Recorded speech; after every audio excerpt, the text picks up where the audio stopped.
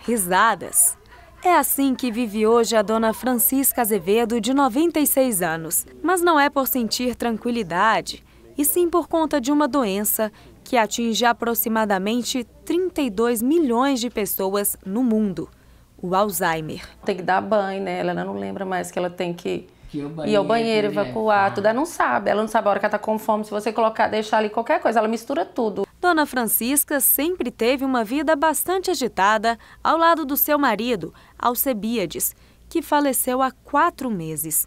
Ele também foi diagnosticado com a doença. Eles sempre trabalharam, a vovó sempre à igreja, ela tinha uma vida bem agitada, o vovô gostava de dançar muito. No início, os filhos e netos do casal não haviam percebido os sinais do Alzheimer na dona Francisca. Eles cuidavam do seu Alcebiades enquanto ela ainda fazia os trabalhos domésticos. Ela sentiu. Mas ela já estava com Alzheimer? Já, também. Mas piorou depois da morte dele. Recentemente, um estudo realizado no Canadá foi divulgado. Ele mostra que pessoas que vivem em ruas movimentadas têm mais chances de desenvolver demência. Os pesquisadores monitoraram 2 milhões de pessoas ao longo de 11 anos. Eles chegaram à conclusão que o ruído e a poluição podem contribuir para a degeneração cerebral. O estudo sugere que até 11% dos casos em pessoas que moram a 50 metros ou menos de grandes vias podem ser consequência da proximidade do trânsito intenso. Alguns especialistas independentes apontaram que os resultados são plausíveis e instigantes, mas que é preciso mais testes. Coincidência ou não, a dona Francisca e o seu Alcebiades sofreram anos e anos com os malefícios da poluição. Além de sempre terem morado em avenidas movimentadas. Sempre movimentadas. Eles sempre moraram aqui no Cachoeirinha. Não, por um tempo no Cachoeirinha, muitos anos aqui no Cachoeirinha. Tipo assim, uns 30 anos no Cachoeirinha. Aí eles foram para Dona Clara, moraram lá 10 anos. Os dois trabalharam 10 anos prestando serviços em uma fábrica de tecidos, onde muitos gases poluentes eram emitidos. Tecido, né? O cheiro do tecido, a tintura, tudo que ela trabalhou, eles trabalharam junto, né? Interessante nessa notícia. Querida Risa, muito obrigada. E, gente, é para falar mais sobre o assunto que eu recebo agora. O neurologista, doutor Fabrício Martins de Almeida. Muito bom dia. Seja muito bem-vindo, doutor. Bom dia, pastora. Que bom ter o senhor aqui para a gente conversar, desmistificar, tirar dúvidas. E se você está com alguma dúvida, manda sua pergunta, porque eu já estou com o WhatsApp aqui em mãos, manda por escrito, que eu aproveito que o doutor Fabrício está aqui para tirar nossas dúvidas.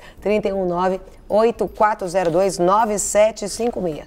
319-8402-9756. Aproveita que nós estamos aqui para poder tirar sua dúvida. Interessante, doutor Fabrício, eu queria que o senhor comentasse, isso é algo novo que está surgindo, é um estudo novo, isso já havia alguns sinais anteriormente e agora, nessa revista britânica, ela trouxe essas informações. Fala um pouquinho sobre isso para a gente. Na realidade, pastora, assim, as demências, elas são caracterizadas basicamente por 3 aspectos.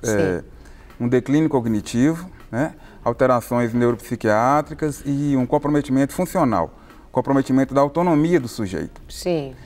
Apesar de se falar muito em Alzheimer, né, como uma demência que é a mais prevalente, mas na verdade existem várias causas de demência, né? A Alzheimer é a mais comum. Sim. Então, nesse contexto aí dessa pesquisa, houve realmente uma associação forte entre pessoas que uma incidência maior proporcionalmente maior em quem morava próximo de áreas urbanas, mas é um fator isolado e que ele não pode ser totalmente atribuído assim de forma muito clara e num primeiro momento, tendo em vista que é o primeiro estudo que mostra alguma relação nesse aspecto. Mas na verdade os fatores eles são muitos. Então assim, alguns a gente já sabe que tem um componente genético associado, fatores de risco vascular, né? No caso do Alzheimer, seriam quais fatores?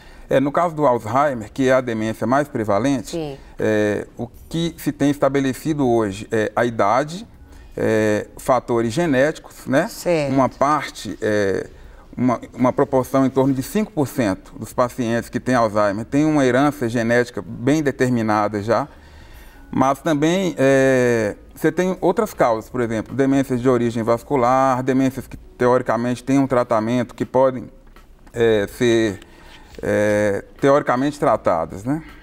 Agora, com relação, por exemplo, a essas questões do barulho, isso realmente pode afetar a gente em circunstâncias, porque isso pode atrapalhar a questão do sono e algumas coisas podem ir desencadeando. Eu queria que o senhor falasse um pouquinho sobre essa poluição, né, sonora que a gente muitas vezes pode viver e às vezes a gente acostuma e nem percebe o tanto que incomoda. Eu comento isso com o senhor porque eu morava antes próximo a uma igreja e ela, a partir das 6 horas da manhã até as 10 horas da noite, o sino tocava de 15 em 15 minutos.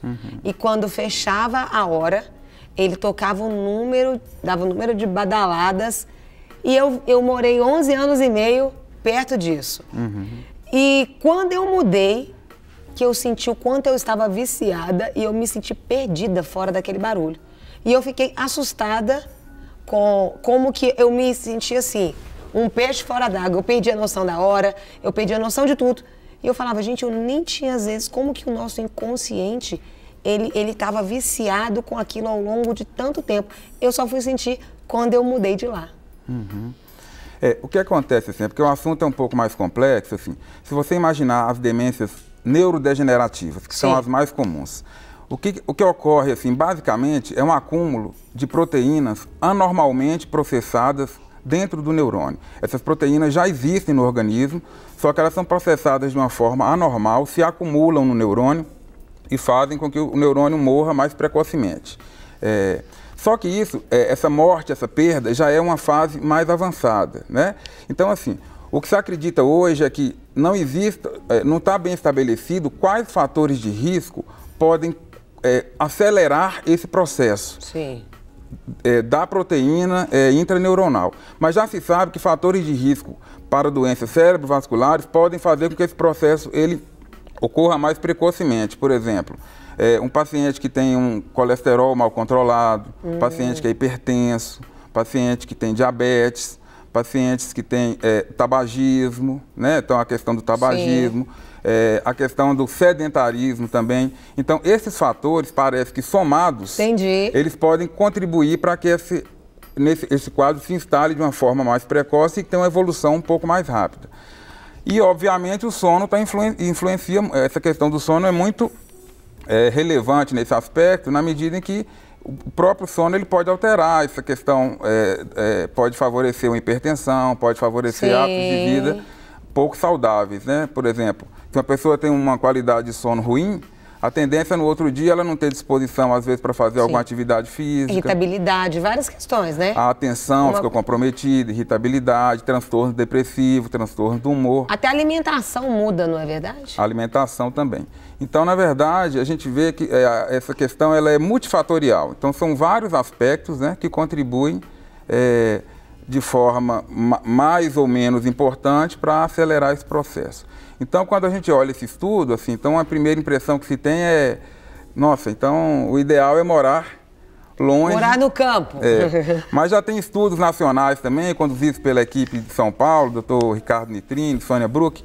Eles investigaram populações ribeirinhas da Amazonas, em reservas até 600 quilômetros de Manaus, e eles notaram que a prevalência tanto de comprometimento cognitivo subjetivo, é aquele que o sujeito acha que está com uma perda de memória, acha que está com algum declínio, sem ter uma evidência aparente. Tanto quanto de demência, o que eles notaram é que, claro, com um estudo menor, né? Esse aí, na verdade, foi com 6,5 milhões de pessoas durante 12 anos, esse estudo canadense. Mas eles perceberam a mesma prevalência, as mesmas queixas e a mesma prevalência mesmo em populações que moram mais afastadas. Então, assim, o que a gente tem que entender, assim, a questão de morar muito próximo à área urbana, assim, tem vários fatores que são prejudiciais, né? Então, assim, se esse aí é mais esse vai corroborar com outros fatores. Se isso aí isoladamente, mas é um estudo ainda, é um primeiro estudo, ainda são questões muito complexas, algumas variáveis, ainda há questionamento, assim, até que ponto elas podem interferir ou não nesse processo, mas sem dúvida, assim, a recomendação hoje é que, se puder ter uma qualidade de vida, né, mais saudável, com o controle desses fatores de risco cardiovasculares... Sim, melhor qualidade de vida, né? Mesmo imaginando que se instale algum processo degenerativo do tipo Alzheimer ou uma outra, provavelmente ela vai instalar numa idade mais tardia, né, e talvez tenha uma evolução mais benigna e mais lenta, e que vai acarretar uma melhor qualidade de vida tanto para o paciente quanto para os familiares. Nesse estudo eu pergunto, esse tipo de demência, né, que ainda está nesse processo, ele vai acarretar mais para pessoas mais velhas ou também existem demências que podem pegar pessoas da meia idade, jovens? Isso pode acontecer, doutor? A reportagem ali usa o termo demência senil. Sim. Então, demência senil é um termo genérico que se refere a pessoas que tenham demência numa idade mais tardia, acima de 65 anos. E você pode ter demências precoces, que acometem o indivíduo em fases mais jovens, né? Com 40, 50 ou 60 anos. Entendi. Tanto num grupo quanto no outro, a doença de Alzheimer ela ainda é a mais prevalente. Entendi, então... Mas ela pode ocorrer de forma precoce.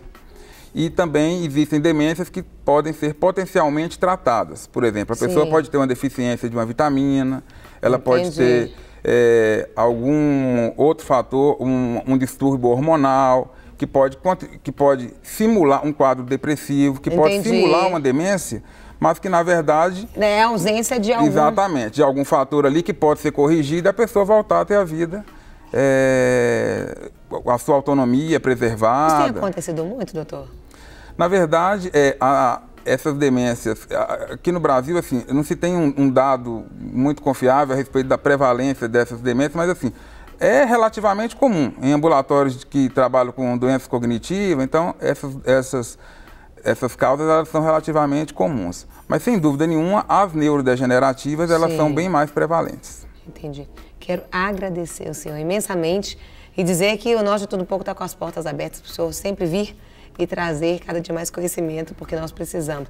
Então, não é para o pessoal desesperar, não. Não. É para aguardar informações. Agora, aquilo que você puder melhorar na sua qualidade de vida vai ser bom para você, Sem dúvida nenhuma, em todos os aspectos, e além do que, como eu falei, talvez até existam, delinear e vai existir evidência de que ele pode retardar esse processo aí por alguns anos, né? O que, sem dúvida nenhuma, é muito interessante também. Então, aprendendo mais aqui no nosso De Tudo Um Pouco. Muito obrigada, Deus abençoe. Obrigado a você. A gente vai para um rápido intervalo, mas com a previsão do tempo. Vamos saber como é que está a previsão para o dia de hoje. Para receber todas as novidades do canal, inscreva-se. E se curtir o vídeo, clique em gostei. Aproveite para acompanhar a Rede Super nas redes sociais.